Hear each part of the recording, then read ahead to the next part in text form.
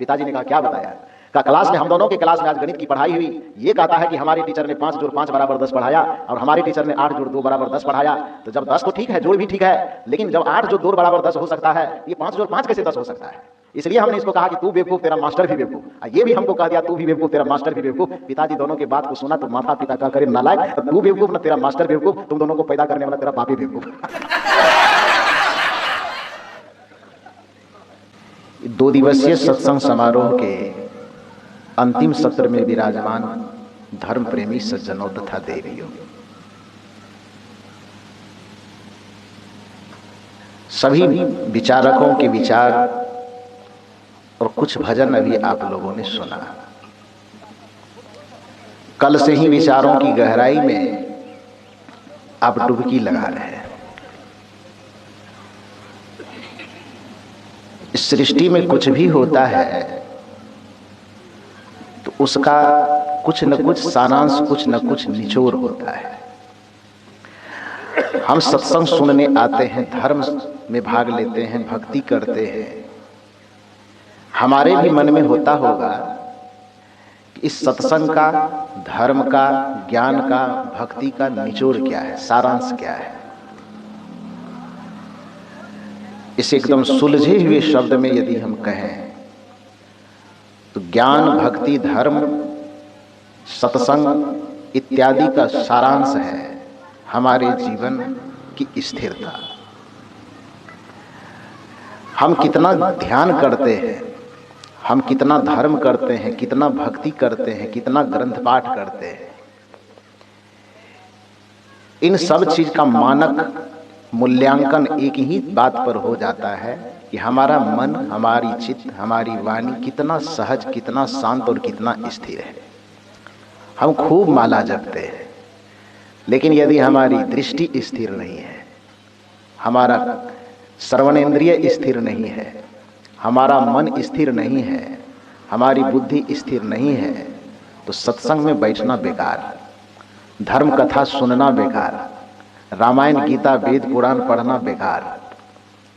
कुछ भी करने की, आध्यात्म के पथ में कुछ भी करने की सार्थकता बस इतनी सी बात में है कि हमारा जीवन कितना स्थिर हो पाया है। क्योंकि चंचलता ही सभी दुखों की खान है और स्थिरता ही सभी शांति की खान है। शांति का स्रोत स्थिरता है।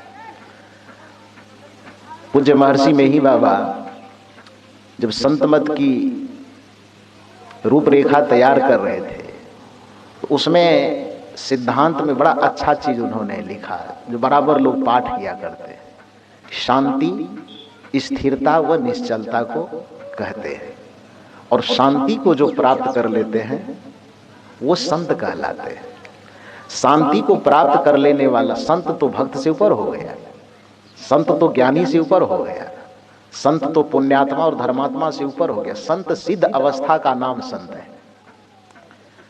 तो जब संत स्थिरता को प्राप्त कर लेने वाला संत हो गया तो उसका भक्त होना बाकी थोड़े रह गया, उसका ध्यानी होना बाकी नहीं रह गया, उसका ज्ञानी होना बाकी नहीं रह गया, क्योंकि संत का स्तर इन सब से ऊपर है।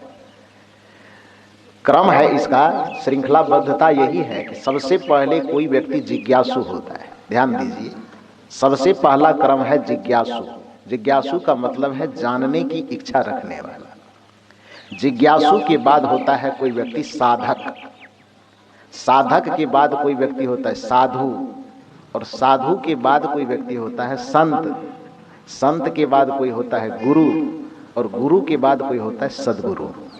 ये 5-6 स्टेज है। जिज्ञासु, सत्य को जानने की इच्छा जिसके अंदर है उसको जिज्ञासु कहते हैं, और सत्य को जान करके मन और इंद्रियों की चंचलता को साधने का संकल्प जो ले लिया है उसको साधक कहा जाता है। चाहे इसमें कोई मत पंथ की बात नहीं है, चाहे किसी मत का हो, किसी पंथ का हो, सम्यक परिभाषा यही है कि जो सत्य को जानने की इच्छा जिसके मन में पैदा हो गया उसको हम जिज्ञासु कहते हैं। उस सत्य को समझ करके, मन इंद्रियों को साध करके उस सत्य को अपने जीवन में उद्घाटित करने का संकल्प लेकर के जो चलना शुरू कर दिया उसको साधक कहते हैं। मन इंद्रियों की चंचलता को साध करके जो सत्य में स्थिर हो गया स्थिर हो जाता है अधिकतर, उसको साधु कहा जाता है। और जिसने चित्त की चंचलता को सिमट करके मन इंद्रियों को पूर्णतः शांत करने में निपुणता हासिल कर लिया, सिद्ध हो गया, उसको संत कहा जाता है। अब जो संत अपने कल्याण के साथ साथ दूसरे के कल्याण की जिम्मेदारी लेता है, दूसरे को सिखाने की समझाने की जिम्मेदारी लेता है, तो वो गुरु कहलाता है। और जो जड़ और चेतन का सम्यक बोध दे करके जड़ जगत से नितांत भिन्न, प्रपंच से नितांत भिन्न होकर के आत्म सत्ता में स्थिर कर दे, उसको सद्गुरु कहा जाता है। तो शांति स्थिरता निश्चलता को कहते हैं, और उसको जो प्राप्त कर ले वो संत कहलाते हैं। तो फिर भक्त तो कहलाएगा ही। जो स्थिरता को प्राप्त करे वही भक्त है, जो स्थिरता को प्राप्त करे वही ज्ञानी है, जो स्थिरता को प्राप्त करे वही ध्यानी है। इसलिए कबीर साहब ने बड़ी डंके की चोट पर कहा था, इस संसार में जो कोई व्यक्ति साधना करना चाहता है तो उसको सबसे पहला ध्यान इस बात पे देना चाहिए। तो सदगुरु कबीर कहते हैं, तन थिर, मन थिर, वचन थिर, सुरत निरत थिर होए, कहीं कबीरता संत का पला न पकड़े को। सदगुरु कबीर कहते हैं कि जिस साधक के तन में स्थिरता, तन की चंचलता समाप्त हो गई, तभी उसके मन की चंचलता समाप्त हो। कोई व्यक्ति यह सोचे कि हमारा तन खूब चंचल रहे, हम वाणी से खूब बकर बकर बकर बकर करें और मन शांत हो जाए, ये कदापि नहीं हो सकता। कोई व्यक्ति सोचे कि दृष्टि हमारा खूब चंचल रहे, आंखों से हम बराबर भौचक होकर के इधर उधर देखते रहे, और वह मुंह से कहते रहे कि हमारा मन स्थिर हो गया है, मनोविज्ञान कहता है कि ये कदापि नहीं हो सकता। आंख चंचल है तो मन कैसे स्थिर हो जाएगा? कान चंचल है तो मन कैसे स्थिर हो जाएगा? क्योंकि मन कोई अलग से कोई चीज तो है नहीं। मनोविज्ञान कहता है, साइकोलॉजी यह कहती कि मन हमारे 5 ज्ञानेंद्रियों से देखे चखे भोगे सुने गए भोगों का जो संस्कार है, उन्हीं संस्कार के समुच्चय को हम मन कहते हैं। मन कोई अलग से कोई चीज, ऐसा नहीं कि ईटा पत्थर की तरह मन कोई चीज है। आंख से जो हम देखते हैं, कान से जो हम सुनते हैं, जीभ से जो हम चखते हैं, त्वचा से जो हम नरम गरम कोमल कठोर स्पर्श करते हैं, तो 5 ज्ञानेंद्रियों के द्वारा देखे चखे सुने भोगे हुए भोगों का जो संस्कार हमारे अंतःकरण में संग्रहित है, उसी संग्रह के समूह को हम मन कहते हैं। जैसे अभी हम और आप यहाँ बैठे हैं, मधेपुरा हम देखें, भागलपुर देखें, पूर्णिया देखें, पुरैनी देखे हैं, तो अभी आप यहाँ पर बैठे हुए हैं। इसमें से प्रत्येक आदमी को पूछा जाए, पुरैनी का जो हलवाई का दुकान है वो किधर है, पेट्रोल पंप किधर है, यहाँ बैठे बैठे वो बताएगा कि नहीं बताएगा? आंख बंद कर ले और तुरंत 1 सेकंड में सोचे कि पुरैनी में पेट्रोल पंप किधर है, वो देख सकता है अपने भीतर में। वो पेट्रोल पंप उस झलकने लगेगा, रोड किधर है, पेट्रोल पंप किधर है, उसकी टंकी किधर है, किधर से गाड़ी खड़ी करते हैं, किधर से पेट्रोल डीजल भरता है, ये सब नक्शा तुरंत उसके दिमाग में कौंधने लगेगा, कौंधेगा ना। और आपको कहें बैठ करके आगे में सत्यनारायण कथा की पुस्तक रख लीजिए और बताइए कि जापान का चौराहा कैसा है, अमेरिका का रोड और गली कैसा है, उस सत्यनारायण भगवान की कृपा से वो अमेरिका का रोड का नक्शा भीतर में उतरेगा? क्यों नहीं उतरेगा? क्योंकि अमेरिका के चौराहे का जापान के रोड का हमारे आंख से कभी सीधा संबंध नहीं हुआ है। उस दृश्य को हमारे आंख ने देखा नहीं है कभी, जिसके कारण आंख भी पास में है और अमेरिका भी कहीं होगा, लेकिन ज्ञानेंद्रियां पास में है और वह वस्तु भी इस धरती पे कहीं न कहीं होगा, लेकिन दोनों का संबंध कभी आमने सामने नहीं हुआ है, जिसके कारण से उस दृश्य का मन, उस दृश्य का संस्कार हमारे भीतर में नहीं होगा। ठीक उसी प्रकार से जैसे इस दृष्टि के बारे में ये बात हुई थी, यही बात सब चीज पे बैठा लीजिए, कान के विषय पे भी बैठा लीजिए। जापानी कभी भाषा आप सुने नहीं है, अभी आपको जापानी में कोई भजन गाने लगे तो आपको क्या लगेगा, वलवा कह रहा है कि बथवा कह रहा है, कुछ भी समझ में नहीं आएगा। आपको आएगा?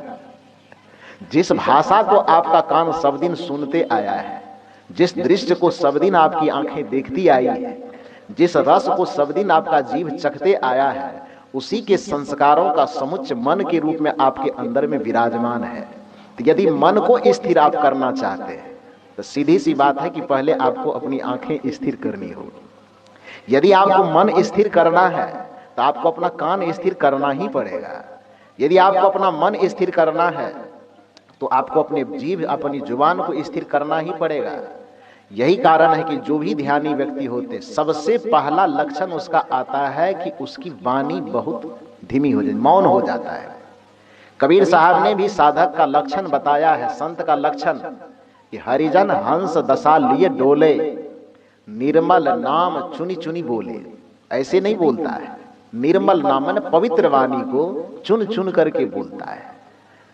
हरिजन हंस दशा लिए डोले, निर्मल नाम चुनी चुनी बोले, मुक्ता हल लिए चोंच लुभावे, अब मौन रहे कि हरि यश गावे। साधु का लक्षण, साधक का लक्षण यह है कि या तो वह मौन रहता है या मुंह जब खोलता है तो परमात्मा का गुणगान करता है, कुछ गुरु का गुणगान करता है, अपने अंतरात्मा राम का गुणगान करता है, धर्म का गुणगान करता है। माने जब भी वो बोलता है तो या तो सारगर्भित बातें बोलता है या नहीं तो वह चुप रहता है। ये सदगुरु कबीर कहते साधक का लक्षण यही है कि मुक्ता हल लिए चोंच लुभावे, मौन रहे कि हरि यश गावे। या तो मौन रहेगा या नहीं तो हरि का, परमात्मा का, सत्संग का, ज्ञान का, ध्यान का गुणगान करेगा। ये लक्षण है। गोस्वामी तुलसीदास जी से पूछा गया कि आपके पास भी संत का कोई लक्षण है क्या गोस्वामी जी? गोस्वामी जी ने कहा कि हाँ है। का क्या है? तो गोस्वामी जी ने कहा, गोस्वामी तुलसीदास जी के रचनाओं में एक रचना है जिसका नाम है तुलसी सतसई। उसमें 700 चौपाई दोहा ये लिखा हुआ, इसीलिए उसको सतसई बोला जाता है। 700 को उसमें जो चूंकि दोहा दिया गया तो इसलिए 700 होने के कारण अवधी भाषा में उसको क्या कहा गया? सतसई कहा गया। तो जैसे रामचरितमानस एक प्रमुख ग्रंथ है, विनय पत्रिका एक ग्रंथ है, उसी तरह से तुलसी सतसई एक ग्रंथ है। तुलसी सतसई में गोस्वामी तुलसीदास जी ने संत का लक्षण बताते हुए कहा कि मुख पट दिन्हे रहे, या तो अपने मुख पे पट, पट माने पर्दा, केवाड़ी लगा देना, फाटक। पट का अर्थ केवाड़ी होता है, दरवाजा, फाटक होता है।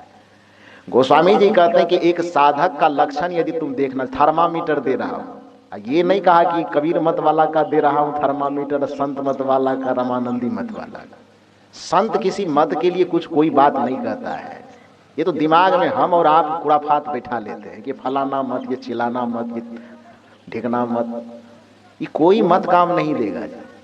ये माना हुआ अपना शरीर काम नहीं देगा। तो ये मत, पंथ, संप्रदाय तो ये बनावटी चीज है। ये केवल एक संगठन का, एक समूह का नाम है। उससे कुछ बहुत ज्यादा लंबा चौड़ा होने जाने वाला नहीं है। कोई विद्यालय में जैसे कोई व्यक्ति पढ़ता है तो विद्यालय का नाम है, बड़े नामी गामी विद्यालय हो और उसमें हम एडमिशन ले लें और पढ़ाई करें नहीं, तो विद्यालय का नाम हमको रिजल्ट दे देगा? विद्यालय का ऊंचा नाम हमको रोजगार दे देगा, नौकरी दे देगा? विद्यालय का नाम ऊंचा हो कि छोटा हो कि बड़ा हो, उससे विद्यार्थी के पढ़ने या न पढ़ने पे कोई लेना देना नहीं है।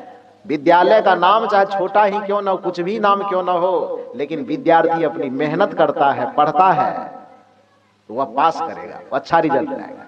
तो उसी तरह से आप कबीर पंथ में हैं कि आप संत मत में हैं, कि आप रामानंद पंथ में हैं, कि आप गायत्री पंथ में हैं, कि आप और किसी पंथ में हैं, यदि आप अपने आचरण को नहीं सुधारे, यदि आप अपने चंचल मन को स्थिर नहीं किए, तो न कोई भगवान काम देगा, न कोई मत काम देगा, न कोई पंथ काम देगा, न कोई गुरु काम देगा, न कोई संप्रदाय काम देगा। आपको आपका आचरण काम देगा, आपको अपना संयम काम देगा, आपको अपना सदाचरण काम देगा, आपको अपनी स्थिरता काम देगा। यदि आपका मन चित्त चंचल है तो आप किसी पंथ से दीक्षित है, इससे कोई मतलब नहीं है, आप दुख पाएंगे। और यदि आप स्थिरता को धारण कर रहे हैं तो आप किस मत से हैं ये मतलब नहीं रखता, आप शांति को पाएंगे। किसी भी मत पंथ में जो सत्य को समझाने की बात होती है, वो सत्य होता एक है, लेकिन उसको कहने के प्रकार अलग अलग होते हैं। लेकिन जो मत पंथ संप्रदाय के चक्कर में कोई व्यक्ति घमंडी हो जाता है, अभिमानी हो जाता है, तो उसको लगता है कि मेरे अलावा दूसरा कोई सत्य कह ही नहीं सकता है। हम जो कह रहे हैं कि मेरे अलावा दूसरे का सत्य नहीं हो सकता, दूसरा दूसरे तरीका से कह रहा तो उसका सत्य कैसे होगा। हमारे पूज्य गुरुदेव श्री अभिलाष साहब जी एक कहानी कहा करते थे, बड़ी रोचक कहानी, कि दो छोटा बच्चा था, पढ़ने के लिए विद्यालय जाता था, दोनों भाई था, तो कोचिंग होगा कोई प्राइवेट विद्यालय, उसके पिताजी उस दोनों बच्चे को मोटरसाइकिल पर बैठाता और स्कूल लेके चला जाता था। वहां जाने के बाद छोड़ देता था और शाम में, नजदीक में ही होगा, शाम में बच्चा खेलते खेलते घर आ जाता था। संजोग की बात, बच्चा है तो स्वाभाविक है कि वो तो चंचल होगा ही, वो बुद्ध महावीर की तरह तो सीधे जाएगा और आएगा ऐसा तो होगा नहीं। कभी धूल फेंकेगा, कभी चप्पल फेंकेगा, कभी जूता फेंकेगा, कभी इधर कभी उधर, किसी से झगड़ा लड़ाई बच्चा का स्वभाव है। तो विद्यालय में छुट्टी हुई एक दिन, अब दोनों भाई अपने कंधे पे थैला लेके, हाथ में पानी का बोतल लेके घर की ओर चला। रास्ते में आते आते दोनों भाई में बातचीत हुई कि भैया आज तुम्हारे विद्यालय स्कूल में क्या पढ़ाया, क्लास में क्या पढ़ाया। छोटा पूछता है, तो बड़े भाई ने कहा कि मेरे क्लास में आज टीचर ने गणित पढ़ाया। बड़े ने पूछा तुम्हारे रूम में क्लास में क्या पढ़ाया। कहा मजा आ गया भैया, आज हमरे भी क्लास में गणित ही पढ़ाया। वाह, गणित में क्या पढ़ाया। तो बड़े ने कहा जोड़ पढ़ाया। अरे आश्चर्य की बात है, मुझको भी आज जोड़ ही पढ़ाया गया। कि क्या बताया, बताओ तो बड़ा ने कहा कि मेरे टीचर ने पढ़ाया 5 जोड़ 5 बराबर 10 होता है। छोटा वाला का मुंह लटक गया। छोटा वाले ने कहा नहीं, गणित पढ़ाया ये तो ठीक है, जोड़ पढ़ाया यह भी ठीक है, लेकिन तुम्हारे टीचर ने थोड़ा कुछ गलत पढ़ा दिया। कहा सो कैसे। संजोग की बात है कि आज मेरे भी क्लास में जोड़ ही बताया, लेकिन जोड़ बताया कि 6 जोड़ 4 बराबर 10 होता है, 8 जोड़ 2 बराबर 10 होता है। तुम्हारे टीचर ने बताया 5 जोड़ 5 बराबर 10 होता है। ये कैसे हो सकता है। मेरे टीचर ने बताया कि 8 जोड़ 2 बराबर 10 होता है, और उंगली पे गिन गिन के बताया 1 2 3 4 5 6 7 8 प्लस 9 और 10। 8 में 2 को जोड़ने पर 10 होता है, ये हमारे टीचर ने बताया। बड़े वाले ने कहा चुप बेवकूफ कहेगा, बड़े हम हैं कि तुम हो। जब हमको हमारे तुमसे क्लास में भी ऊंचा है, तो तुम्हारे तुमसे क्लास ऊंचा है तो हमारा मास्टर भी ऊंचा है। एक हम विद्यार्थी, वो भी उम्र में बड़ा, तो हम भी ऊंचा, हमारा क्लास भी ऊंचा, हमारा मास्टर भी ऊंचा। तो उसने यदि बता दिया है कि 5 जोड़ 5 बराबर 10 होता है, तो हम सही हैं, और तुम छोटा, तुम्हारा मास्टर छोटा, तुम्हारा क्लास छोटा, तुम भी बेवकूफ, तेरा मास्टर भी बेवकूफ। अब किसी को कोई कहे तू छोटा है और बेवकूफ है, तुम्हारा मास्टर भी बेवकूफ, तो बर्दाश्त होगा। वो भी बच्चा आदमी को उठाया, मुक्का दिया, नाक पे एक मुक्का खींचा, मुक्का से भी नहीं हुआ, धूल नीचे से लिया, उसके मुंह पे वो फेंका, उसके मुंह पे वो फेंका। लड़ते झगड़ते रोते नोचते पोंछते दरवाजे पे आया, और दरवाजे पे आकर के रोने लगा। पिताजी सामने आए। पिताजी ने कहा कि झगड़ा क्यों किया जी, किस बात का विवाद था। का विवाद कुछ नहीं, आज हम दोनों जब आ रहे थे, रास्ते में बातचीत हुई, पूछा कि तुम्हारी क्लास में क्या पढ़ाया, तो हमने बताया, हमने पूछा तो इसने बताया। पिताजी ने कहा क्या बताया। का क्लास में, हम दोनों के क्लास में आज गणित की पढ़ाई हुई, ये कहता है कि हमारे टीचर ने 5 जोड़ 5 बराबर 10 पढ़ाया, और हमारे टीचर ने 8 जोड़ 2 बराबर 10 पढ़ाया। तो जब 10 तो ठीक है, जोड़ भी ठीक है, लेकिन जब 8 जोड़ 2 बराबर 10 हो सकता है, तो ये 5 जोड़ 5 कैसे 10 हो सकता है। इसलिए हमने इसको कहा कि तू बेवकूफ, तेरा मास्टर भी बेवकूफ। ये भी हमको कह दिया तू भी बेवकूफ, तेरा मास्टर भी बेवकूफ। पिताजी दोनों के बात को सुना तो माथा पिता का करे नालायक, तू बेवकूफ न तेरा मास्टर बेवकूफ, तुम दोनों को पैदा करने वाला तेरा बापे बेवकूफ।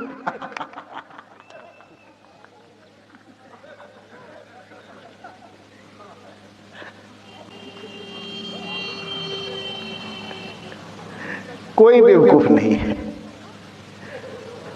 अभिमान का सबसे बड़ा कुलक्षण यह होता है कि वो ये सोचने ही नहीं देता है कि सत्य को अलग तरीके से भी सोचा जा सकता है। 8 जोड़ 2 बराबर भी 10 हो सकता है, यहां तक कि 6 जोड़ 4 बराबर क्या 10 नहीं होगा? 7 जोड़ 3 बराबर 10 नहीं होगा? 9 जोड़ 1 बराबर 10 नहीं होगा? होगा। 10 होने के बहुत सारे तरीके हो सकते हैं। तो इस बात का विवाद कभी मत करो कि केवल 5 जोड़ 5 ही 10 होने का ठेका ले रखा है, ऐसा नहीं है। सत्य को बहुत तरह से समझाया जा सकता है। मूल बात यह है कि जब तक आपका मन, बुद्धि, चित्त, चिंतन स्थिर नहीं होगा, जब तक आपकी वाणी स्थिर नहीं होगी, जब तक आपकी इंद्रियां स्थिर नहीं होगी, सत्य को न तो आप समझ सकते हैं, असत्य को न जी सकते हैं, न शांति को प्राप्त कर सकते हैं। शांति को प्राप्त करने की एक ही शर्त है, कोई मत नहीं है। शांति को प्राप्त करने की शर्त कोई पंथ नहीं है। शांति को प्राप्त करने की शर्त कोई माला नहीं है। शांति को प्राप्त करने की शर्त है चंचलता से मुक्त हो जाना और स्थिरता में स्थित हो जाना।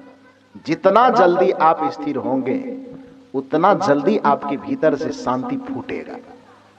मैंने कहा कि सदगुरु कबीर कहते हैं कि मौन हो जाना ये संत का लक्षण बताया गया।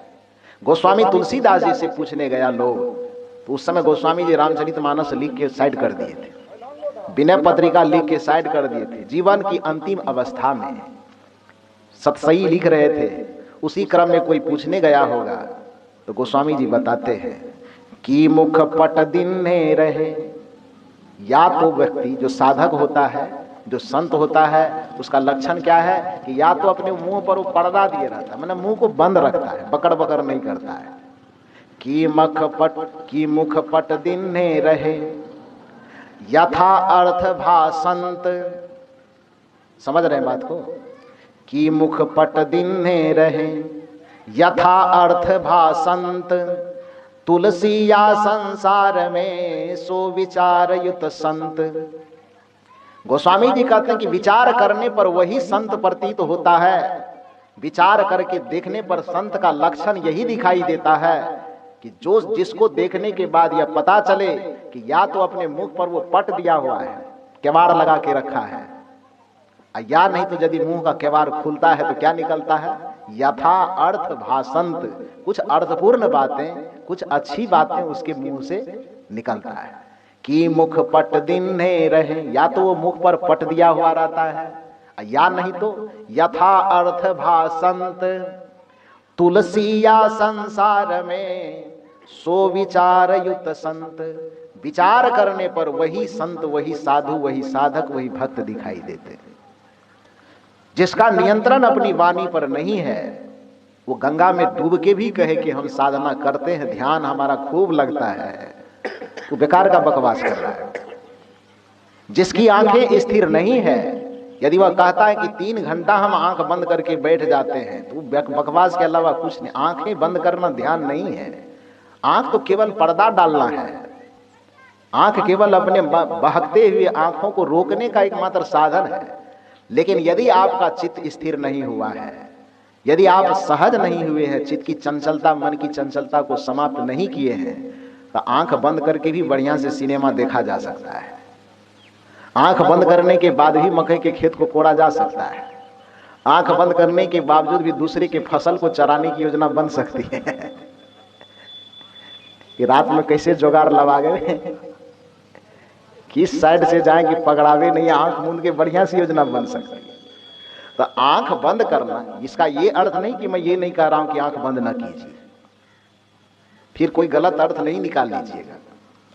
आंख बंद करना आवश्यक है, लेकिन आंख बंद करने से पहले की जो भूमिका, लोगों ने ध्यान को थोड़ा मैंने बड़ा गाजर मूली की तरह सस्ता बनाया।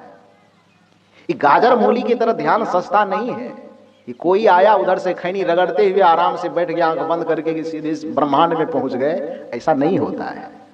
ध्यान का ये लक्षण नहीं है कि कोई व्यक्ति सिर्फ इतना समझ ले कि हम बीड़ी पीते हैं, खैनी खाते हैं, राग करते हैं, द्वेष करते हैं, गाली देते हैं, लड़ाई करते हैं, झगड़ा करते हैं, बाहर के व्यवहार हमारे उठपटांग हैं और हम किधरों से आए, बस पैर हाथ धो के मुंह धो के हल्का जल छीट करके आराम से बैठ गया, आंख बंद कर लिए, ध्यान हो गया। नहीं, ध्यान का क्लास एक साधक के लिए वो 7वां क्लास है। ध्यान की रूपरेखा सबसे पहले, ध्यान तो हमारे भारतीय सनातन संस्कृति में ध्यान की प्रबलता है, वैदिक युग से ही है। लेकिन जिस तरह से वैदिक संहिताओं का संकलन सबसे पहले वेदव्यास ने किया, वेद के ज्ञान पहले थे हमारे संसार में, लेकिन वह किताब के रूप में संकलित नहीं था। उसको संकलित तो महर्षि वेदव्यास ने किया। उससे पहले वेद के वाणी किताब में पन्नों में लिखा हुआ नहीं था। परंपरा थी कि गुरु बोलता था और शिष्य सुनता था। जैसे हम बोल रहे हैं, आप सुन रहे हैं, और सुन करके ही उसको आप याद कर रहे हैं। जब याद हो गया, फिर आप बुजुर्ग हुए, तो फिर आप अपने कुछ 10-5 शिष्य हुआ, आप उसको सुना रहे हैं, आप अपने गुरु से सुने हैं, और फिर बाद में आप अपने शिष्य को सुने। तो सुन के ही केवल उसको याद रखा जाता था। इसलिए उस वेद का पहला नाम क्या था? श्रुति। उसको वेद नहीं कहा जाता था। हमारे वेद का सबसे पहला नाम था श्रुति। क्यों? क्योंकि सुन करके ही उस ज्ञान को मस्तिष्क में धारण किया जाता था, याद रखा जाता था, इसलिए उसको श्रुति कहा जाता था। बाद में जब वेदव्यास जी आए, तो वेदव्यास का नाम वेदव्यास नहीं है। वेदव्यास का असली नाम है कृष्ण द्वैपायन। कृष्ण इसलिए क्योंकि वो देखने में काला कलूटा थे।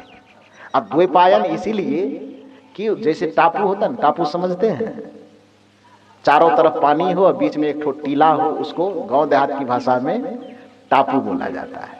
उसी को साहित्य की भाषा में द्वीप बोला जाता है। तो जहां पर वेदव्यास जी का जन्म हुआ, तो वो चारों तरफ नदियों से, पानियों से घिरा हुआ स्थान था, एक टापू था, द्वीप। उस द्वीप पर उनका जन्म हुआ। तो देखने में काला कलूटा था, तो नाम हो गया कृष्ण। और द्वीप पर जन्म लिया, तो इसलिए पता हो गया द्वैपायन। कृष्ण द्वैपायन नाम पड़ गया, कृष्ण द्वैपायन। पूरी जवानी उसकी कृष्ण द्वैपायन नाम में ही बीत गई। जैसे मोहनदास करमचंद गांधी बीतते और मोहनदास करमचंद गांधी जब शांति निकेतन गया विश्व गुरु रविंद्रनाथ टैगोर के पास, तो विश्व गुरु रविंद्रनाथ टैगोर ने कहा कि आप इतनी बड़ी महान हस्ती हैं, इतना दुनिया में नाम, आपके नाम बोलने में ही तो आधी जनसंख्या जी लटपटा जाएगी। मोहनदास करमचंद गांधी बोलेगा कैसे? जय जयकार भी करेगा तो आपके नाम को ये शोभा नहीं देता है। और रविंद्रनाथ टैगोर ने उनके लंबे चौड़े नाम को छांटते हुए कहा कि आज से आपका नाम मोहनदास करमचंद गांधी नहीं, आज से आपका नाम महात्मा गांधी है। ये विश्व गुरु रविंद्रनाथ टैगोर ने वो नाम उनको दिया था। पूरे दुनिया इसी नाम से जाने लगी। तो कृष्ण द्वैपायन आपको बोलने के लिए कहे तो हमको लगता है इसमें से 50% आदमी बोल भी नहीं पाए। बोलेगा। और इतनी बड़ी हस्ती है, इतना बड़ा नाम है, तो उसका नाम भी थोड़ा ऐसा होना चाहिए कि सब बोल सके। तो जब कृष्ण द्वैपायन नाम से उनकी जवानी गुजर गई और वेद के सुने हुए ज्ञान को जब उन्होंने सोचा कि हमें कागज पर अंकित करना है, तो करते करते जितने 88,000 ऋषि उस समय में होते थे, कहा जाता है कि सबने मिलकर कहा कि इतना महान काम आप किए हैं तो बार बार आपका नाम लेना पड़ेगा। जब भी कहीं हम वेद की चर्चा करेंगे तो आपका नाम लेना पड़ेगा। आज आपका नाम लेने में जुबान उलट पुलट होगा नहीं, कृष्ण द्वैपायन कहेंगे कैसे? तो इसीलिए नाम को थोड़ा सरल बनाइए। वेदव्यास ने कहा कि तब आप ही लोग बताइए क्या नाम रखा जाए। तो सबने कहा कि चूंकि वेद श्रुति के रूप में थी और इस वेद के ग्रंथ का व्यास आप, व्यास का मतलब संपादक होता है, संपादन करने वाला। तो इस श्रुति को वेद के रूप में आपने एकत्रित किया, संकलित किया और उसका संपादन आपने किया, व्यास आप हो गए। तो वेद का व्यास होने के कारण आपका नाम हम लोग वेदव्यास रखते हैं और उनका नाम वेदव्यास रख दिया गया। तो मैं कह रहा था कि जिस तरह से श्रुति के वैदिक ज्ञान का संकलन महर्षि वेदव्यास ने किया, उसी तरह से ध्यान की परंपरा हमारे सनातन परंपरा में अनादिकाल से थी। लेकिन उस ध्यान का कोई संवैधानिक रूप नहीं था, कोई व्यवस्थित रूप नहीं था। तो सबसे पहले इस धरती पर ध्यान के व्यवस्थित रूप का रूपरेखा तैयार करने वाले महर्षि हुए, जिनका नाम था महर्षि पतंजलि। क्या नाम था?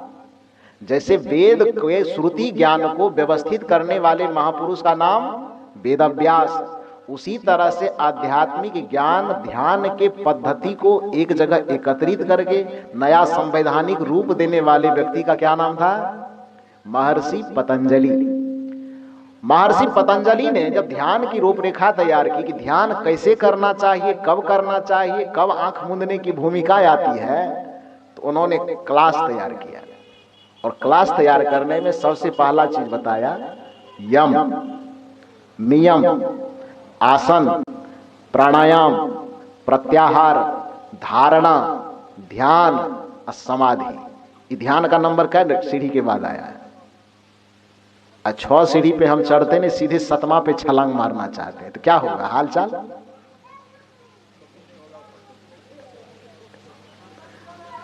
सतवां क्लास में 6 क्लास हम पढ़ाई किए नहीं है, सीधे 7वां में हम एडमिशन लेने की बात करते हैं, तो क्या होगा? इंस्पेक्टर आएगा जांच करने तो धराएगा ना, विद्यार्थियों जाएगा और जो मास्टर एडमिशन लिया है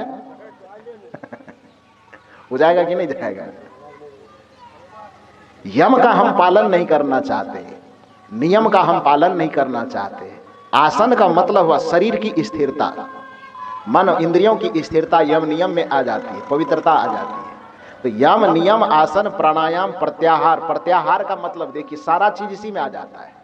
अब सत्संग में हम लोग बैठते हैं तो खास करके कुछ लोगों के दिमाग में इतना खुराफात, 2-4 पंक्ति पढ़ता है रामायण गीता का, इतना खुराफात मचाता है वो, कहता सत्संग सुनने आए, कुछ मुक्ति की बातें कीजिए ना, कुछ ज्ञान की, कुछ ध्यान की बातें। लगता है सीधे वो सतलोक से उतर करके आया है।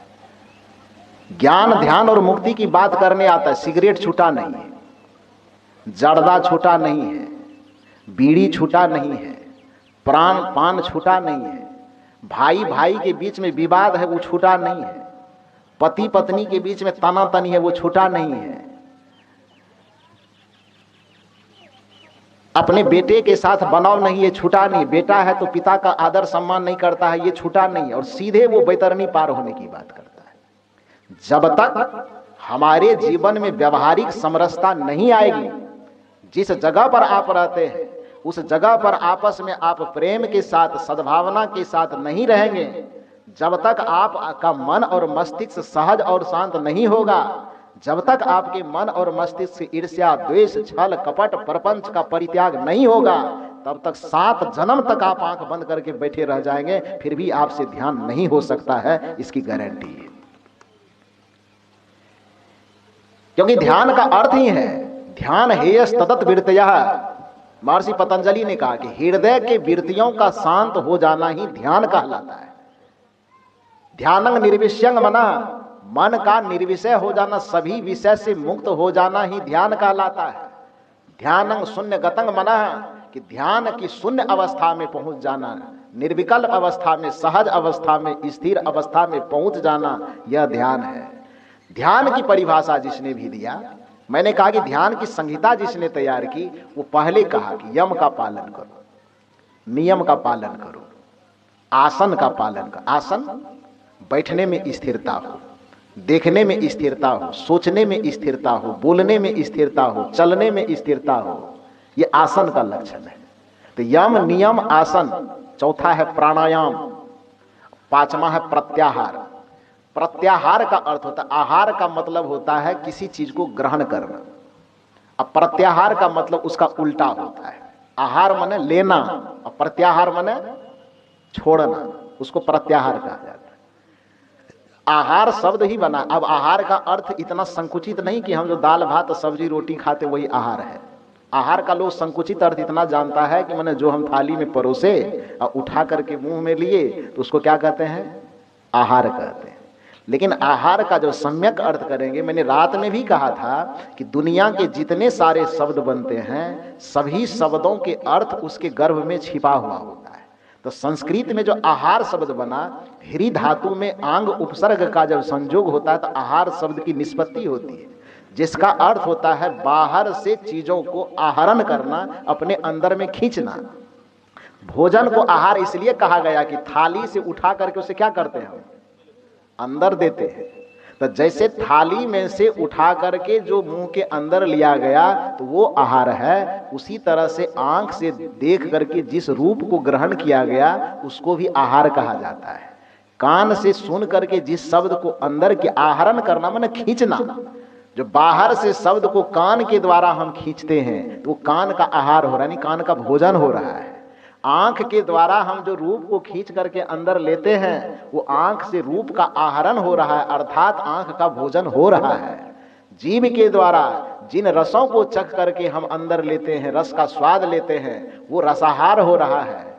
चमड़ी के द्वारा छू करके बाहर के किसी नरम गरम कोमल कठोर के अनुभव को अपने भीतर हम ले रहे हैं तो ये स्पर्श का आहार हो रहा है। और सभी आहारों पर हमें नियंत्रण करना है। ध्यान करने वालों के लिए महर्षि पतंजलि बताते हैं कि आहार तो तुम करते ही हो, लेकिन आहार के साथ साथ तुम्हें क्या करना है? प्रत्याहार। भीतर में जो तुम्हारे विकार, जैसे हम सांस लेते हैं तो बाहर से ऑक्सीजन लेते हैं तो सबको भीतर रख लेते हैं, फिर उसको बाहर छोड़ते हैं। यानी अच्छा चीज हम भीतर लेते हैं तो बुरा चीज का हम क्या करते हैं? त्याग करते हैं। बाहर से हम ऑक्सीजन लेते हैं तो भीतर से हम कार्बन डाइऑक्साइड को छोड़ते हैं। लेने की क्रिया हो किंतु छोड़ने की क्रिया ना हो। अच्छा लेने की क्रिया हो लेकिन बुरा को परित्याग करने की क्रिया ना हो तो आदमी का जीवन कैसे सेकंड चलेगा? ये बताइए, ईमानदारी से बताइए। बाहर से लेने, शुद्ध लेने की क्रिया हो लेकिन अशुद्ध जो निर्मित हो रहा उसको त्याग करने की क्रिया ना हो तो आदमी का जीवित रहना असंभव है। उसी तरह से हम आहार तो करते हैं लेकिन प्रत्याहार, अब आप ही लोग बोलिए, हम नहीं बोलेंगे। आहार करते हैं, प्रत्याहार नहीं करते। ऑक्सीजन लेते हैं, कार्बन डाइऑक्साइड हम नहीं छोड़ रहे हैं। लेने की क्रिया में हम बड़े पारंगत हैं और छोड़ने की क्रिया में हम बड़े शिथिल हो जाते हैं। महर्षि पतंजलि कहते हैं कि आहार जितने शुद्धता के साथ तुम लेते हो, यदि ध्यान और साधना के कक्ष में प्रवेश करना चाहते हो तो तुम्हें 5वां क्लास में प्रत्याहार करना होगा। बिना प्रत्याहार किए तुम्हारी मन, इंद्रियां और वाणी शांत और सहज नहीं हो सकती, स्थिर नहीं हो सकती है। तो ध्यान में प्रवेश करने के लिए, स्थिरता में प्रवेश करने के लिए प्रत्याहार का होना आवश्यक है। ध्यान दीजिए, यम, नियम, आसन, प्राणायाम, प्रत्याहार। छठा में आया धारणा। इससे क्या होगा? आपकी धारणा शक्ति स्थिर, जो संकल्प लीजिएगा आप उस संकल्प में स्थिरता आएगी। धारणा का अर्थ होता है संकल्प में स्थिरता का आना, बोध में स्थिरता का आना, यह धारणा शक्ति कहलाती। धारणा शक्ति स्थिर नहीं होगी तो वहां भी आप सत्संग में आके भी चंचल बने रहते हैं। और याद रखिए कि जो चंचल होगा वह व्यक्ति जीवन के, अध्यात्म की दिशा की तो बात ही छोड़ दीजिए, व्यवहारिक दिशा में भी जीवन में कभी वह सफल नहीं हो सकता है। सफलता की शर्त ही यह है कि हमारी धारणा शक्ति, धैर्य शक्ति, ग्रहण करने की शक्ति बहुत मजबूत होनी चाहिए। हम एक कहानी बतावे बचपन की। कल भी मैंने बताया था कि चूंकि मेरा जन्म स्थान मधेपुरा जिला ही पड़ता है, सिंहेश्वर प्रखंड में, तो आजकल के बच्चे के पढ़ाने का तो थोड़ा स्टाइल अलग है। बच्चे से जरा सा कोई काम नहीं करवा सकते हैं, बच्चा गलती भी करे तो छड़ी नहीं मार सकते हैं, वो कानूनन अपराध हो जाएगा, केस हो सकता है। लेकिन हम लोग जिस समय बच्चा थे तो उस समय तो काम न करें, झाड़ू न लगावे, कागज न छूने, थोड़ा लहसुन प्याज फूल तूल न लगावे तो बड़ी पिटाई होती थी। हम लोग के समय में ऐसा था। तो जिस विद्यालय में हम पढ़ते थे तो वो दिया गया फूल सब लगाने के लिए, और कहा गया था कि ललित कला में इसका 5 नंबर, 5 या 10 कितना बोला था याद नहीं है, वो नंबर जुटेगा। तो फूल लगाने में दिलचस्पी हो कि ना हो, लेकिन नंबर का जहां तक सवाल है तो विद्यार्थी छोड़ेगा। सब कोशिश करता था कि थोड़ा हमारा कियारी फूल थोड़ा बढ़िया हो तो अच्छा हो। संजोग से हम लोगों की क्लास में एक विद्यार्थी था, वो मास्टर साहब का बेटा था। मास्टर साहब का नाम नहीं बताएंगे, फिर देखेगा तो बाद में हमको डांट पड़ेगी। तो मास्टर साहब का बेटा भी पढ़ता था। उस लड़का का नाम, अब नाम तो लेना पड़ेगा, तो लड़के का नाम था कन्हैया जी। वो घर का हो सकता और कुछ नाम हो, दुलार से उसको कन्हैया कन्हैया बोलता था। तो उसको लगा कि अरे सब मेहनत कर रहा है, फूल लगा रहा है, ये लगाओ वो लगाओ, पानी पटाओ, कुछ करो, हम तो खुद मास्टर साहब के बेटा ही हैं, हमारा फूल लगे कि ना लगे हमको नंबर मिल ही जाएगा। तो वो उतना मेहनत नहीं करता था। संजोग से मास्टर साहब एक दिन सबके क्यारी को घूमते घूमते देख रहा था, तो वो जो कन्हैया का जो फुलवारी था उसका थोड़ा अस्त व्यस्त था, मुरझा सुखाया हुआ, इधर डुला हुआ उधर गिरा हुआ। तो मास्टर साहब उसको पूछा कि ये किसका है? तो सबने कहा कि सर आप ही के लड़के का ये फुलवारी है। तो मास्टर साहब बैठे और उस लड़का को बुलाया, हम लोग भी गए तो बुलाया, कहा क्यों जी सबके फूल फुलवारी बड़े अच्छे हैं, तुम्हारा इस तरह से अस्त व्यस्त क्यों है, क्यों नहीं मेहनत करते हो? तो मुंह लटका करके बोला कि पापा आप नंबर देवे कीजिएगा तो हमको दे दीजिएगा इसलिए हम मेहनत नहीं करते। ना समझ पिता रहता तो कहता हाँ ठीक है, लेकिन शिक्षक थे, समझदार थे, उन्होंने कहा ऐसा नहीं होगा, मेहनत करो, अच्छा लगाओगे तभी नंबर मिलेगा। बढ़िया बात कहा उन्होंने। तो जब पिताजी की तरफ से कह दिया गया सबके सामने, तो बेचारा मेहनत करने लगा। फिर भी मास्टर साहब का बेटा है तो ये बात तो मन में बैठा हुआ है उसको, गलत हो सही हो नंबर मिलेगा ही। तो सबका चूंकि 10 दिन पहले लग गया था तो सबका पौधा बढ़िया से लग गया था, ये थोड़ा लेट से लगाया था तो जल्दी लगा नहीं, सूखता था। 15 दिन 20 दिन बीत जाने के बाद भी जब पौधा नहीं लगा, एकदम मुरझाया हुआ ही, कोशिश करे हरा करने का, सींचने का, पानी देने का, अब फिर भी वो मुरझाता चला गया। तो एक दिन रोते रोते रोते, शनिवार का दिन था, सब लोग सांस्कृतिक कार्यक्रम में गाना उना गाने के लिए खड़े थे, उसी जगह वो रोते रोते आया। उसके पिताजी ने पूछा क्यों रोते हो? कहा हम तो सोचे थे कि बिना लगाए आप नंबर दे दीजिएगा, उसके बाद भी आपने कहा कि नंबर देंगे नहीं, मेहनत करो। खूब मेहनत की, 1 महीना तक मेहनत की, फिर भी गाछ नहीं लग रहा है, पौधा नहीं लग रहा है, फूल मुरझाते चले जा रहे हैं, हम सींचने की जितनी कोशिश करते उतना मुरझाता है। तो मास्टर साहब बोले अरे लग जाएगा, चिंता मत करो। बच्चे थे उस समय में, उसने कहा कि नहीं लगेगा। मास्टर साहब कह रहे लगेगा, वो बच्चा के हम कह रहे हैं नहीं लगेगा। मास्टर साहब कहे लगेगा, तू समझदा नहीं है। कन्हैया कहे बिल्कुल लगेगा, कैसे नहीं लगेगा, कैसे लग जाएगा? तो मास्टर साहब कह रहे तुम कैसे जानता है कि लगेगा कि नहीं लगेगा? तो कन्हैया कहता है कि प्रत्येक दिन सुबह शाम हम गाछ को उखाड़ करके देखते हैं कि जड़ फेंका है कि नहीं फेंका।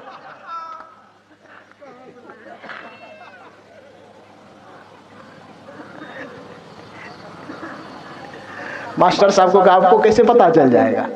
ये हम करते हैं ना, हम प्रतिदिन पौधा को उखाड़ते हैं, तो प्रतिदिन देखते हैं और किसी दिन उसमें जड़ निकला हुआ दिखाई ही नहीं देता है, तो आपको कैसे पता चलेगा? हम जानते हैं कि गाछ नहीं लगेगा। मास्टर साहब माथा पीट लिए कि हाँ सही बात है। कहने का ये अर्थ है कि एक छोटे से पौधे को लगाने के लिए जब उसको स्थिर छोड़ देना आवश्यक है। दही पौड़ते हैं, आप बनाते हैं दही, दूध खोला देते हैं, उसमें जामन दे देते हैं और दूध को आप हंडी हर वक्त डुलाते रहिए, दही जम जाए। दूध से दही जमाने के लिए जब उस बर्तन को स्थिर रखना पड़ता है, वृक्ष को लगने के लिए, जमीन में जड़ फेंकने के लिए जब उसको स्थिर रखना पड़ता है, तो आपको परम चंचलता से मुक्त होकर के, दुख से मुक्त होकर के परम शांति के स्रोत से जुड़ने के लिए कितनी स्थिरता और सहजता की जरूरत है, इसको जरा सोच करके देखिए आप। जैसे वृक्ष को लगाने में धैर्य की आवश्यकता है, जैसे दूध से दही को जमाने में धैर्य की आवश्यकता है, उसी तरह से ध्यान साधना में आदमी को धैर्य की महती आवश्यकता है। जिसका चित्त मन धैर्य को धारण नहीं करेगा, चंचल रहेगा, वह व्यक्ति ध्यान में कभी सफल नहीं हो सकता है। तो महर्षि पतंजलि ने यह बताया कि ध्यान से पहले क्या है? धारणा है। जब यहां धैर्य स्थिर हो गया, धारणा तक, ध्यान दीजिए मेरी बात पर, यम, नियम, आसन, प्राणायाम, प्रत्याहार, धारणा, सतमा, इतना 6 चीज होने के बाद तब ध्यान, और ध्यान के परिणाम में समाधि। हम करते क्या है? इस 6 चीज को नकारने की कोशिश करते। इस 6 चीज की चर्चा जब खास करके सदगुरु कबीर के मंचों से जब व्यवहारिक सुधार की बातें की जाती है, पारिवारिक सुधार की बात की जाती है, आपके जीवन के विकार जो इधर उधर के हैं उसको दूर करने की बात जब की जाती है तो लोग चर्चा यह करते हैं, ये बात तो बहुत बढ़िया बढ़िया बोलता है, लेकिन मुक्ति की बात नहीं करता है। बात बहुत बढ़िया बढ़िया बोलता है, सुनने में ठीक ही लगता है, लेकिन शांति कैसे प्राप्त होगा, परमात्मा कैसे मिलेगा, इसकी बात नहीं करता है। संत का कहना यह है कि परमात्मा को पाने से पहले हृदय में जो तू जिस सिंहासन पर बैठेगा, मान लीजिए कि एक लोटा में पहले से पानी भरा हुआ है, उस लोटा में आपको दूध भरना है, तो पहला काम क्या करना, लोटा में दूध भरना कि पहले पानी को फेंकना? इतनी सी बात समझाइए आप। पहला काम खाली करना है कि पहला काम भरना है? आपके जीवन में पहले से जो भरा हुआ है, यदि उसमें हमें परमात्मा को भरना है तो पहले हम परमात्मा को भर दें कि पहले जो भरा हुआ उसको खाली करें? क्या करें? ये बुरा क्यों लगता है? सत्संग तो ठीके कहे छे हो, लेकिन ईश्वर के बात नहीं करे छे, परमात्मा की बात नहीं करता है, ध्यान और साधना की बात नहीं। कैसे की जाएगी, क्यों की जाएगी, ये आप हमको समझाएंगे। पहले आप खाली होइए। ईश्वर परमात्मा भगवान को पाने की शर्त, भगवान आपके सामने तुरंत आ जाएंगे, खाली हो जाइए आप। जैसे हवा को किसी चीज में प्रवेश करने के लिए टिकट कटाने की आवश्यकता नहीं पड़ती। एक लोटा में बालू कंकर पत्थर कुछ भी भरा हुआ है, यदि उसके अंदर हमें हवा को भरना है तो इतना ही मेहनत काफी है कि आप लोटा को कंकर पत्थर बालू से खाली कर दीजिए। हवा को लाने की मेहनत नहीं करनी पड़ेगी। जो भरा हुआ है, भरे हुए को जैसे ही आप खाली कीजिएगा तो जिसे आप लाना चाहते हैं उसे लाने की कोई चेष्टा करनी नहीं पड़ेगी, वो स्वाभाविक आएगी। जिस परमात्मा को आप लाना चाहते, परमात्मा को लाने की चेष्टा करना ही बेवकूफी है। भगवान को बुलाने की, भगवान को पुकारने की, भगवान को जबरदस्ती खींचने की चर्चा करना ही बेवकूफी है, ये नासमझी है। आपका काम, आपका दायित्व तो सिर्फ इतना है कि आप अपने हृदय को खाली कीजिए। श्री राम के सामने जब एक भक्त उपस्थित होता है और भक्त उपस्थित होकर के श्री राम से कहता है कि आपको हम परमात्मा मानते हैं, बताइए कि आपको अपने जीवन में अवतरित करने का, उद्घाटित करने का क्या उपाय है, कैसे अपने जीवन में आपको हम शामिल करें। जैसा कि यह होती है मानसिकता कि आदमी प्रश्न भी करता है तो उत्तर अपने दिमाग में पहले से बना के रखता है। उसके जैसा उत्तर मिला तब तो ठीक है, अपने जैसा उत्तर नहीं मिला तो तब तो सब तो वही 5 जोड़ 5 बराबर 10 होता है। तू भी बेवकूफ, तेरा मास्टर भी बेवकूफ, ये होता है। जानने वाले व्यक्ति जो होते हैं वह प्रश्न तो करता है लेकिन उसके उत्तर को अपने दिमाग में पहले से बैठा करके नहीं रखता है। लेकिन जो जांचने वाला व्यक्ति होता है वह पहले से उत्तर को पकड़ के रखता है और तब प्रश्न करता है। यदि उसके उत्तर से, उसके अहंकार से आपका जो दिया हुआ उत्तर मेल खा गया तब तो बाप रे बाप, इतना पहुंचा हुआ बाबा है, वो पूछो मत। और आप जो पहले से उत्तर पकड़ के रखे हैं, यदि उससे तालमेल नहीं खाया तो फिर आप कितना भी अच्छा है कोई मतलब नहीं। एक बड़ा रोचक कहानी बताऊं आपको। जब लंका विजय हो गई, रावण मारा चला गया, सीता जी अशोक वाटिका से श्री राम के बीच में बुलाए गए, तो हनुमान जी को छोड़ करके बाकी जितने भालू बंदर इत्यादि थे सब आपस में विचार करता है, भैया ये महीना दिन तक लड़े मरे कटे, अपना खानदान बिरादरी के बहुत लोग मर गया, जीत तो हासिल हो गई, खुशी भी मना लिए, अबीर उड़ा लिए, डीजे बजा लिए, ढोल तसा सब चल गया, लेकिन सीता, किस सीता के लिए लड़े, किसके लिए लड़े, किसको पाए, ये तो कुछ पता ही नहीं चला हम लोगों को। बात समझ रहे हैं? जितने बंदर भालू की सेना थे, हनुमान जी ने केवल देखा था, सब तो नहीं देखा था सीता जी को। तो सबने कहा कि हम लोग लड़े भी, मारे भी, कुछ मरा भी, सब चीज हुआ, खून भी बहा, बंडेज भी हुआ, कुछ को हॉस्पिटलाइज भी करना पड़ा, ये सारा चीज करके विजय तो हम लोग हासिल कर लिए, लेकिन किसके खातिर लड़े उसको तो अभी तक देखे ही नहीं। कैसा है, कौन है, कैसी है सीता जिसके लिए समुद्र पे पुल बांधा चला गया, कैसी है वो सीता जिसके लिए हम लोग कहाँ किष्किंधा से लड़ते लड़ते लंका पहुंच गए। तो बिना देखे तो संतोष कैसे होगा? लड़ लिए, मार दिए, मर भी गए, कुछ विजय हासिल कर लिए। अब एक काम ये होना चाहिए कि जिसके लिए लड़े हैं थोड़ा एक बार उसका चेहरा का दर्शन हो जाता, देख लेते कि हाँ इसी के लिए लड़े हैं, तो थोड़ा मन में संतुष्टि होती। यह खबर धीरे धीरे धीरे धीरे श्री राम तक पहुंच गई।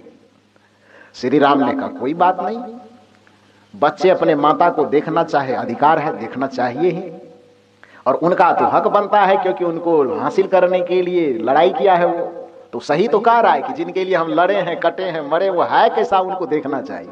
तो श्री राम ने एक बड़े मैदान में आयोजन किया। अब उतने बंदर भालू के बीच में तो सीता जी को देखना मुश्किल हो जाएगा।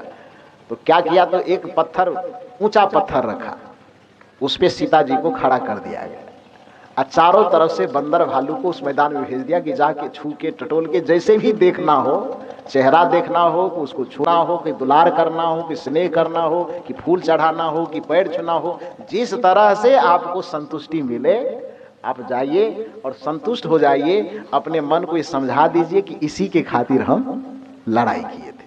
सबको छोड़ दिया गया, सब लोग गए, सीता जी खड़ी है, सभी बंदर, बंदर तो बंदर है, कोई भगवान बुद्ध महावीर तो है नहीं। बंदर कैसा होता है? चंचल। बंदर का अर्थ ही जो भावात्मक अर्थ है चंचल, मतलब बंदर, कभी इस डाल पे कभी उस डाल पे उधकना फुदकना कुचलना। तो वो बंदर भालुओं के बीच में सीता जी खड़ी हो गई।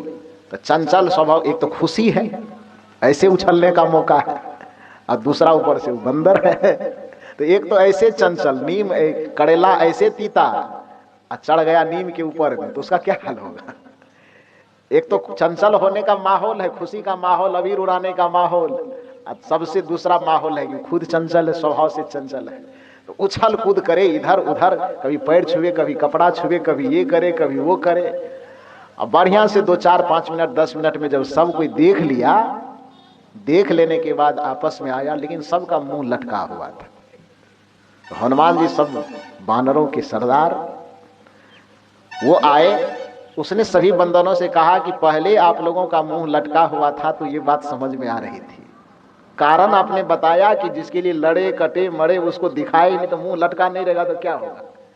लेकिन अब बीच मैदान में खड़े करके सबके सामने दिखा दिया गया, सबने उछल कूद करके धमाल मचा करके देख भी लिया, तो इतना देखने के बावजूद भी अब क्यों मुंह लटका हुआ? अब मुंह लटकने का क्या कारण है? तो सब बंदर क्या कहते, ध्यान से सुन। सब ने कहा कि देखे तो सही, सीता जी देखने में बड़ी सुंदर है, प्रभु श्री राम के लायक है, हम लोगों की माता कहलाने जो सब चीज बढ़िया है, कपड़ा भी बढ़िया पहनती है, गहना जेवर भी उसका बढ़िया है, रंग रूप भी बढ़िया है, चेहरा मोहरा भी सब चीज ठीक ठाक है, लेकिन सब चीज ठीक होने के बावजूद भी वो ठीक नहीं है। हनुमान जी पूछते हैं कि क्या, जब सब चीज बढ़िया है, चेहरा ठीक, ओढ़ावा ठीक, पहनावा ठीक, मुंह ठीक, कान ठीक, सारा चीज ठीक है, तो फिर भी ठीक नहीं, गड़बड़ क्या है? तो बंदर कहता कि सब चीज तो बढ़िया है, लेकिन हमारा जैसा पुछड़ी कहाँ है उसको?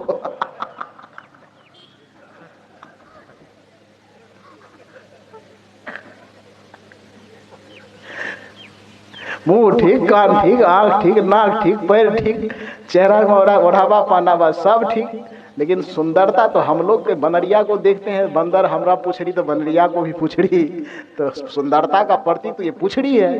तो सीता मैया को सब चीज तो ठीक ठाक लगा, लेकिन उसको कहीं पुछड़ी दिखाई नहीं दिया, तो ठीक कहाँ है? इसलिए ठीक होकर के भी वो ठीक है। आदमी अपने जैसा दुनिया को देखना चाहता है, सब कुछ ठीक है, लेकिन पुछड़ी नहीं है तो बंदरों को वो ठीक नहीं लगेगा। तो सब चीज जिस व्यक्ति के पास सम्यक समझ नहीं है, विस्तृत सोच नहीं है, एक जबरदस्ती माने पूर्वाग्रह से ग्रस्त मानसिकता लेकर के भी कहीं पर बैठता है, तो वो सत्य का ग्राहक नहीं हो सकता है, वो सत्य को नहीं समझ सकता है। जो पहले से अपने मन में जबरदस्ती पुछड़ी वाला उत्तर लेकर के बैठा हुआ है कि हम जो मान रहे हैं वही सही है, बाकी दूसरा सही नहीं हो सकता, वो सत्य का ग्राहक नहीं हो सकता, वो सत्य का अनुसंधान नहीं कर सकता है, वो ध्यान का अनुसंधान नहीं कर सकता है। तो कहने का अर्थ है कि जो राम जी के पास वो भक्त गया, वो बेचारा पूर्वाग्रह से ग्रस्त था, पहले से पुछड़ी पकड़ के रखा था कहीं से, तो उत्तर बना के दिमाग में ले गया कि श्री राम से पूछेंगे कि भगवान आपको पाने के लिए, आपको जीवन में लाने के लिए क्या करना पड़ेगा। तो बड़ा खुश था वो कि जितना दिन से सत्संग सुने हैं, कथा प्रवचन तो सुने हैं कि अयोध्या जाइएगा तो तब हम आ जाएंगे, ढोल पे भी बजाइएगा तो हम आ जाएंगे, 24 घंटा हरे राम कीजिएगा तब हम आ जाएंगे, रामनवमी चादर ओढ़िएगा, माला जपिएगा तो हम आ जाएंगे। वो पहले से उत्तर बना के रखा था इतना दिन से। और यह उत्तर रख करके सब दिन महात्मा पंडित सबसे पूछते पूछते संतोष नहीं हुआ उसको, तो आखिर में वो श्री राम जी के पास पहुंच गए। श्री राम जी से पूछते हैं कि सबसे पूछते पूछते तो थक ही गए, किसी के उत्तर से संतुष्ट हुए नहीं, प्रभु आपके सामने आ गए हैं, अब आप खुद ही बता दीजिए कि आप जो अयोध्या भ्रमण करने आता है उसके यहाँ जाएंगे, कि जो रामायण को पढ़ता हो दिन रात उसके यहाँ जाएंगे, कि आपके नाम का माला जपता है उसके यहाँ जाएंगे, कि आपके नाम का प्रसाद चढ़ाता है हौरन बजा करके उसके यहाँ जाएंगे, कि आपके नाम पे लड़ता कटता है उसके यहाँ जाएंगे, किसके यहाँ जाएंगे आप बताइए। श्री रामचंद्र ने कहा, और रामचरितमानस में इस चौपाई को जगह दी गई, वो क्या है, निरमल मन जन सो मोहि पावा। इस भाव को किसी मत की बपोती बना के दिखाइए, किस पंथ की बपोती वाला सोच है ये।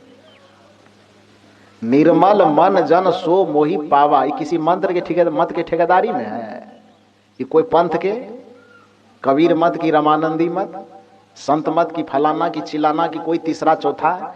यह पंक्ति, यह भाव किसी मत के घेरे में है, ये सार्वभौमिक बात है। श्री राम कहते हैं कि तुम पहले से जितना पुछड़ी अपने दिमाग में लेके आए हो, तुम पहले से जितनी एकदम पूर्वाग्रह से ग्रस्त मानसिकता तुम लेकर के मेरे पास उत्तर ढूंढने आए हो, वह उत्तर मेरे पास नहीं मिलेगा। मेरा उत्तर पुछड़ी विहीन मिलेगा। मत पंथ से अलग, संप्रदाय से अलग, रामायण से अलग, गीता से अलग, वेद से अलग, पुराण से अलग, केवल सार्वभौमिक सत्य यह है, निरमल मन जन सो मोहि पावा। भक्त का मुंह लटक गया, का ये तो ग्राहक चीज बता, त्यागना भी कुछ है क्या, वो बता दीजिए। ये बात पे कबीर पंथियों मंच पे यही बात कह रहा था, लेकिन वहां तो हम झगड़ा कर लिए, माने नहीं वहां पर। अब आपके पास आए, आप ही बता दीजिए।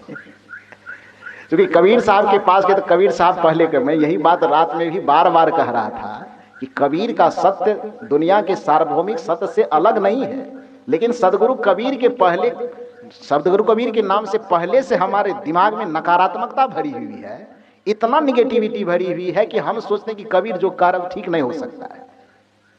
लेकिन कबीर एक ऐसे महामानव है जो सत्य के अलावा कुछ कहा ही नहीं है। कबीर एक ऐसे महामानव है जो वास्तविकता के अलावा, यथार्थ के अलावा, विवेकप्रद वाणी के अलावा उन्होंने कुछ कहा ही नहीं। यही कारण है कि आज तक दुनिया के सभी महापुरुषों के बातों पर आलोचना प्रत्यालोचना करने वाले ढेर महापुरुष हुए, लेकिन आज तक पूरे धरती पर कबीर साहब की वाणी पर लाल कलम चलाने की हिम्मत लेकर के कोई मायका लाल आज तक पैदा नहीं हुआ है। और जब तक यह धरती रहेगी तब तक कबीर के किसी भी बात पर लाल कलम चलाने की हिम्मत कोई करेगा भी नहीं, होगा ही नहीं। क्यों चलेगा? क्योंकि वो सार्वभौमिक बात कहते हैं, वो सत्य कहते हैं, वो यही कहते हैं जो वैज्ञानिकता, तर्क और विवेक की कसौटी पर कसा हुआ है।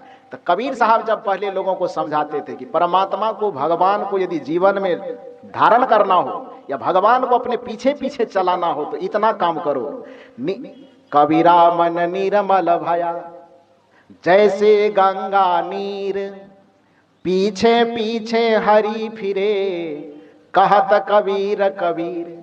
जब कबीर साहब ने कहा कि कोई अलग से पूजा पाठ विधान की आवश्यकता नहीं है, केवल अपने चित्त, चंचल चित्त को समेटने की कोशिश करो, मन, इंद्रियों और वाणी को समेटने की कोशिश करो, पंच विषय से, पंच पापों से मुक्त हो जाओ और अपने मन को निर्मल बना लो। जिस दिन तुम्हारा मन निर्मल हो गया, अरे परमात्मा को पाने की बात छोड़ दो, परमात्मा तुम्हारे पीछे पीछे घूमेंगे, पूछेंगे कि बता तुम्हारा कौन सा काम करो। खुद ही को कर बुलंद इतना, उर्दू के शायर ने कहा है कि खुद ही को कर बुलंद इतना कि हर तदबीर से पहले खुदा तुझसे ही आप पूछे बता तेरी रजा क्या है। अपने चरित्र को इतनी मजबूत बना अपने मन को इतना मजबूत बना, अपने चिंतन को, अपनी एकाग्रता को इतना मजबूत बना कि भगवान को विवश होकर के आपके पास आना पड़े और भगवान कहे कि बताइए आपका क्या काम है, कौन सा काम कर दो। कबीर साहब यही बात कहते, कबीरा मन निर्मल भया जैसे गंगा नीर, पीछे पीछे हरि फिरे, पीछे पीछे परमात्मा फिरे, पीछे पीछे ईश्वर फिरे, कुछ कह दीजिए। कहत कबीर कबीर, वो कहते हैं कि भगवान तुम्हारे पीछे पीछे घूमेंगे। और जैसा कि हम पहले से मानसिकता बना के रखे, सब चीज तो ठीक है लेकिन पूछड़ी कहाँ है। पत्थर उठाए और कबीर साहब के पीछे दौड़ गए। ये तो कह रहा कुछ मानवे नहीं, खाली मन निर्मल करो। अब वही बात यहाँ पर श्री राम कह रहे हैं। मैंने रात में भी कहा था कि हनुमान के हाथ में गदा है तो कुछ बोल नहीं सकते हैं आप। श्री राम के हाथ में धनुष है तो आपको बोलने में कुछ बन नहीं रहा। सबसे नाबर कमजोरी कबीर साहब लगता है आपको, गाली देने में बढ़िया बनता है, कुछ कहेगा नहीं। जब कबीर साहब यहाँ मन निर्मल बनाने की बात कर रहे हैं तो आपने आलोचना किया कि कबीर कुछ नहीं मानता, खाली मन मन मन मन मन की बात करता है। अब राम जी से पूछिए ना वो क्या कहते हैं। वो कहते हैं कि यदि मुझे पाना चाहते हो, भगवत सत्ता को अपने चरित्र में उतारना चाहते हो तो श्री राम की पंक्ति सुनिए।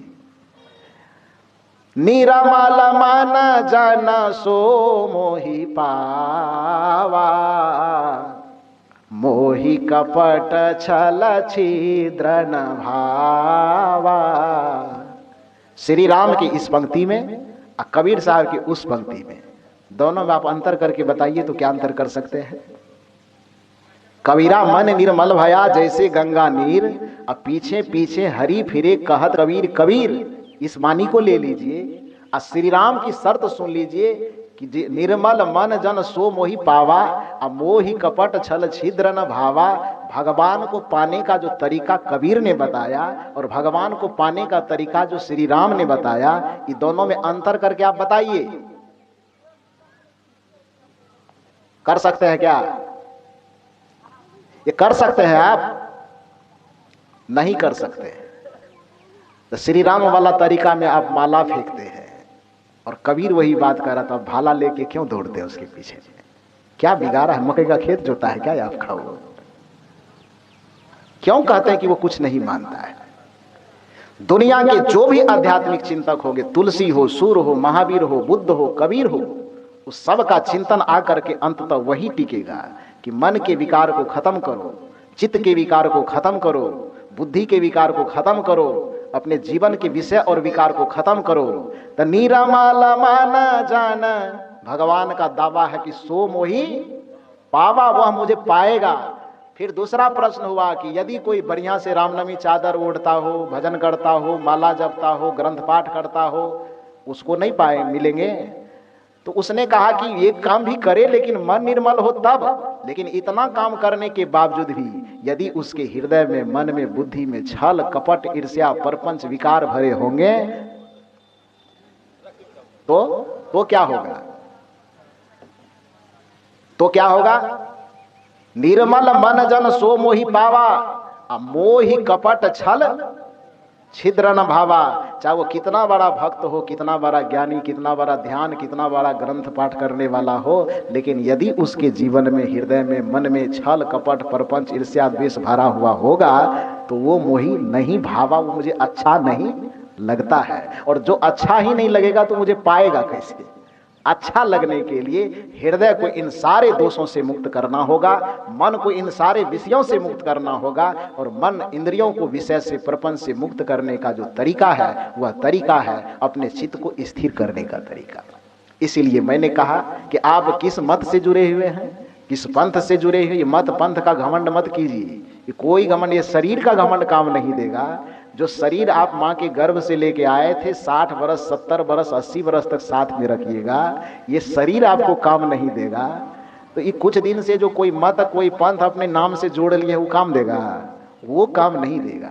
आपका संयम आपको काम देगा, आपका सदाचरण आपको काम देगा, आपकी वाणी की मधुरता आपको काम देगी, आपके आंख का संयम, मन का संयम, बुद्धि का संयम, ये आपको काम देगा।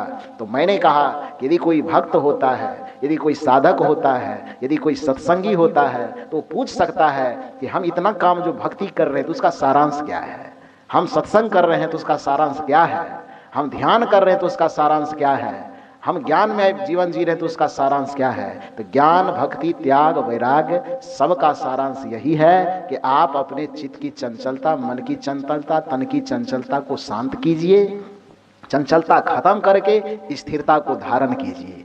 तन मन इंद्रियों की चंचलता खत्म होगी और स्थिरता जितनी आपके जीवन में आती जाएगी, शांति का प्रस्फुटन उतना ही होता चला जाएगा। यही बात महर्षि मेही बाबा ने कहा कि शांति, स्थिरता और निश्चलता को कहते हैं। शांति को जो प्राप्त कर लेते हैं वो संत कहलाते हैं। यही बात कबीर साहब आज से 650 वर्ष पहले लगभग कहे कि तन थिर, मन थिर, वचन थिर, सुरत निरत थिर होए, कहि कबीर ता संत का पला न पकड़े कोई। जो व्यक्ति ध्यान साधना के मार्ग में आकर के अपने तन मन इंद्रियों को स्थिर कर लेगा, अपने वाणी को स्थिर कर लेगा, सुरत निरत को स्थिर कर लेगा, उस व्यक्ति का पला इस संसार में कोई पकड़ने वाला नहीं है, चाहे वो किसी मत पंथ का हो। मत पंथ की यहाँ पर कोई बात ही नहीं है। आप लोगों ने बड़ी सहजता और शालीनता से मेरे विचारों को सुना। आप लोगों को बहुत बहुत साधुवाद, बहुत बहुत धन्यवाद देते हुए, चूँकि अब समय भी हो गया, सबको निकलना भी है, तो इस वजह से बहुत बहुत साधुवाद धन्यवाद देते हुए जिसने कार्यक्रम का आयोजन किया, उस आयोजक के समस्त परिवार, उसके मित्र, बंधु बांधव जितने हैं, सबके लिए इस मंच से शुभकामना, सदगुरु कबीर साहब की तरफ से शुभकामना कि सबका जीवन सुखमय हो, सबका जीवन मंगलमय हो, सबका जीवन आनंदमय हो, किसी के जीवन में कोई दुख, क्लेश, पीड़ा न रहे। यही शुभकामना देते हुए मंचासीन तमाम पूज्य संत गुरुजनों के चरणों में कोटि कोटि नमन करते हुए, और आप तमाम लोग जो श्रोता बंधु हमारे हैं, सबके हृदय में बैठे हुए परमात्मा को नंदन अभिनंदन वंदन करते हुए, यदि कुछ गलती हो गई हो, अपने तरफ से गलती किए नहीं, यदि कुछ गलती हो गई हो तो उस गलती के लिए क्षमा मांगते हुए मैं अपनी वाणी को विराम देता हूँ। बोलिए सद्गुरुदेव की। शादर जय सद्गुरुदेव। आप सुन रहे थे परम पूज्य गुरुदेव संत श्री अभय साहेब जी के मंगलमयी विचार। ऐसे ही लाभप्रद विचारों को सुनने के लिए चैनल को सब्सक्राइब करें।